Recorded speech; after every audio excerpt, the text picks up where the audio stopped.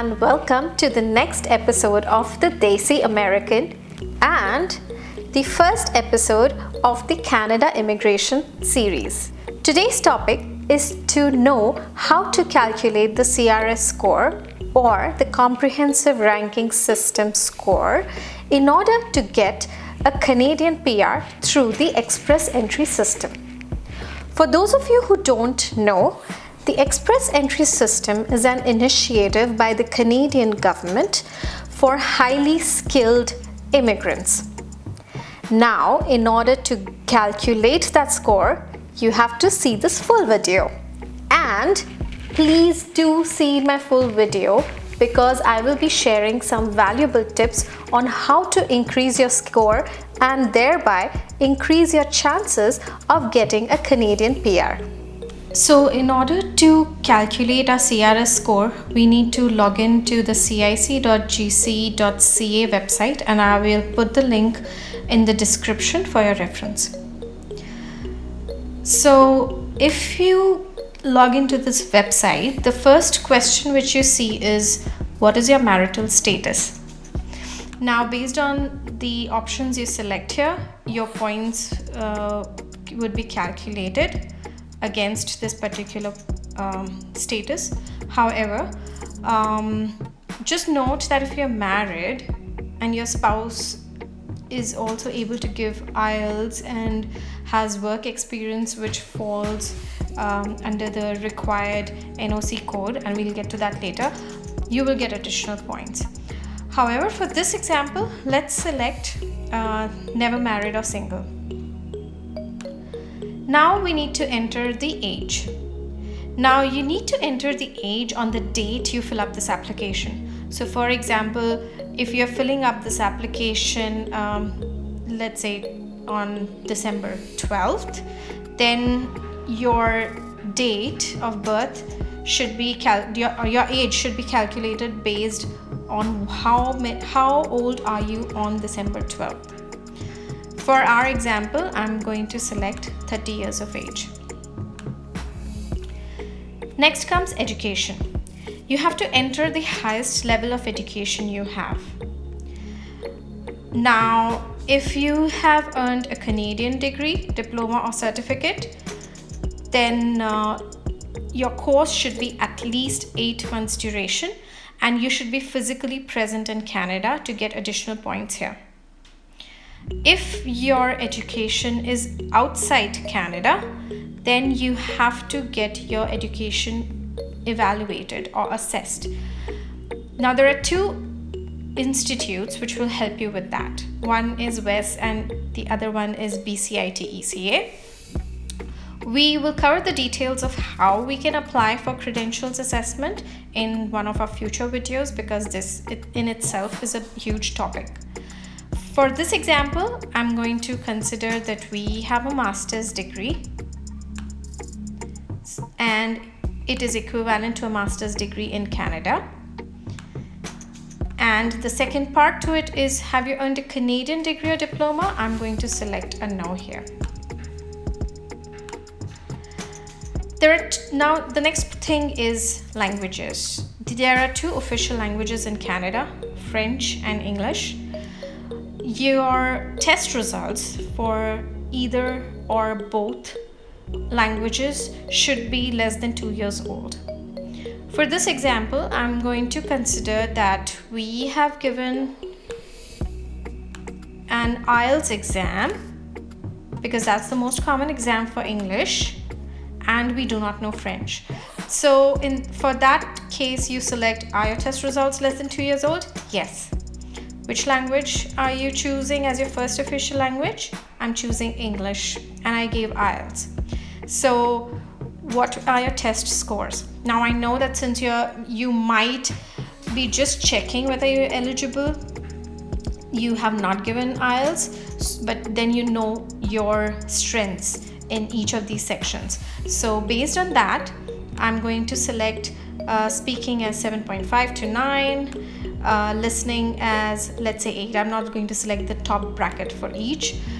Reading, let's say you select a 7 or 7.5, and for writing you select 7. Okay. And for the second language, I'm selecting a not applicable. If you have if you know French and you can give an exam for that and put in the test results here, you will get additional points. Next thing is your work experience. So for work experience, the main job groups are of skill type 0, which has mostly management jobs, skill level A, which have professional jobs that need a degree from a university, like doctors, engineers, dentists, etc. And skill level B, which are technical jobs or skilled trades that usually call for a diploma or training, like chefs, plumbers, electricians, etc.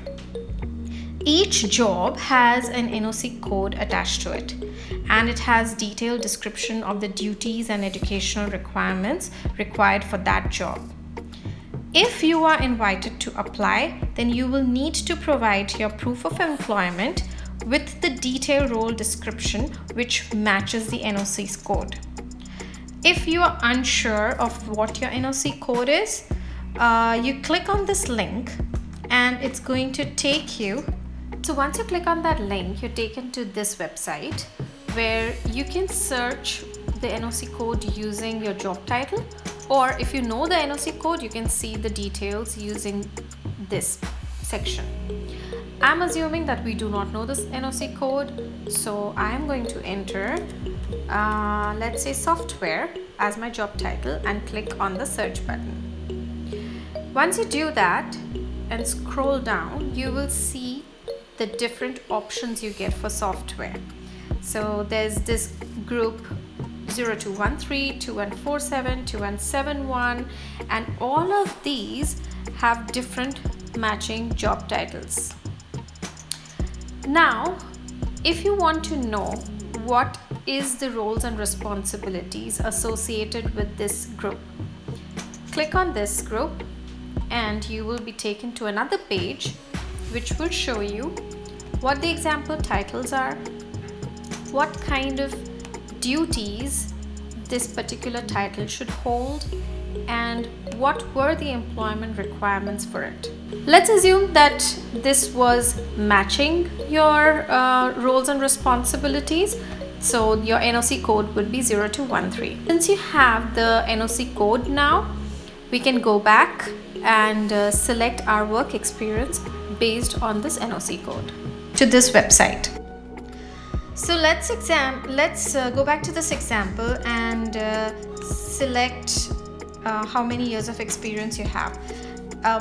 Please note that for 6 work experience, the point number 1 is in the last 10 years how many years of skilled work experience you have in Canada.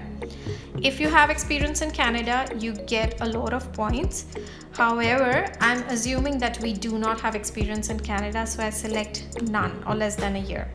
The second part is going to ask you how many total years of foreign skilled work experience you have. So by that, it means your experience outside Canada. So you find your NOC code, you are sure that your skill level falls under 0A or B category, then you go and select the years of experience you have. I'm going to select 3 years or more for this example. Now the next part is, do you have a certificate of qualification? Now this is needed specifically for those who want to work in some skilled trades. So you can get the certificate only from provinces, territories, and a federal body.